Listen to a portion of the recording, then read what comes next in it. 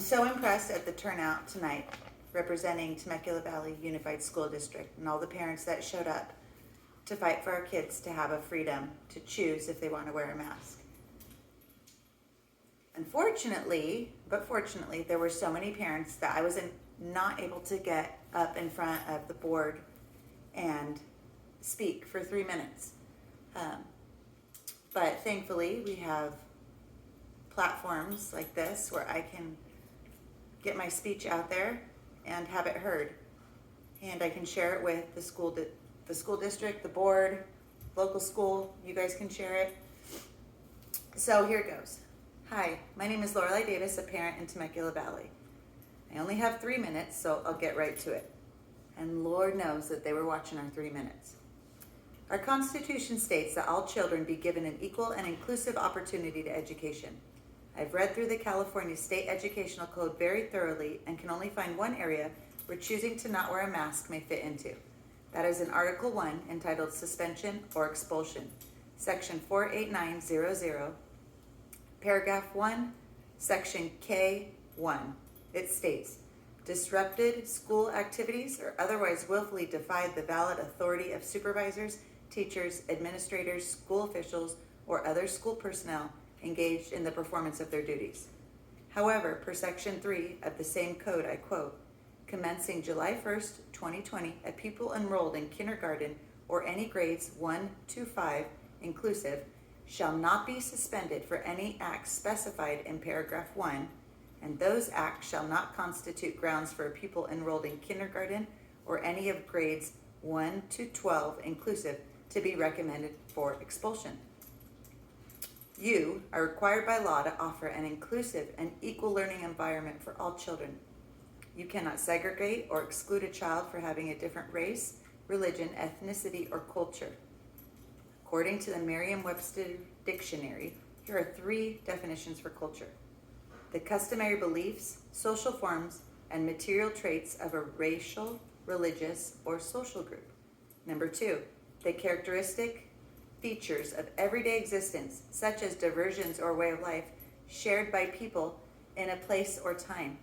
And number 3, the set of shared attitudes, values, goals, and practices that characterize an institution or organization. Remember that. Unless a child is wearing an N95 or surgical grade mask, it is just a piece of cloth covering a face. It is essentially an accessory that allows people to feel more safe against a virus, but yet inhibits social cues, distracts from learning and breathing fresh air, while growing bacteria all at the same time. This accessory has been proven to be ineffective by people across the United States that have contracted COVID-19 while wearing a mask. An accessory is something that is added to one's attire or wardrobe. Since an accessory is part of a dress code, what is tvusd's policy on dress code?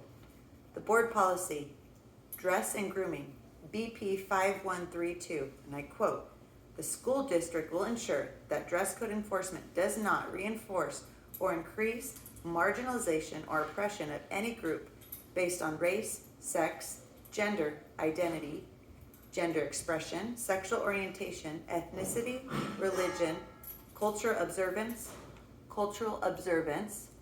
household income, or body type or size. The people standing with me today are part of my culture. The thousands of other parents standing with the Let Them Breathe organization are part of my child's culture. Temecula Unified School District cannot punish or segregate any child based on their cultural observance or social group. In our culture, we choose to not wear a mask.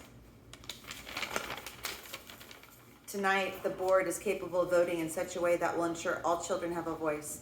The enforcement of masks does not need to happen. The people and children standing before you are the ones that matter. We are your community.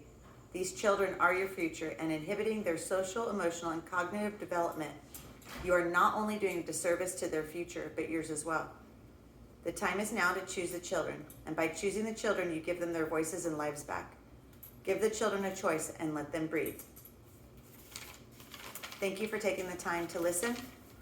I hope that you people watching this can take note and use these constitutional rights and policies that have set forth to protect our children to actually protect our children. Because the school board and the state of California and the California Department of Public Health are not the parents. We are the parents. These codes were meant to protect them, so are we. We must continue to do so. Keep fighting, guys. Thank you.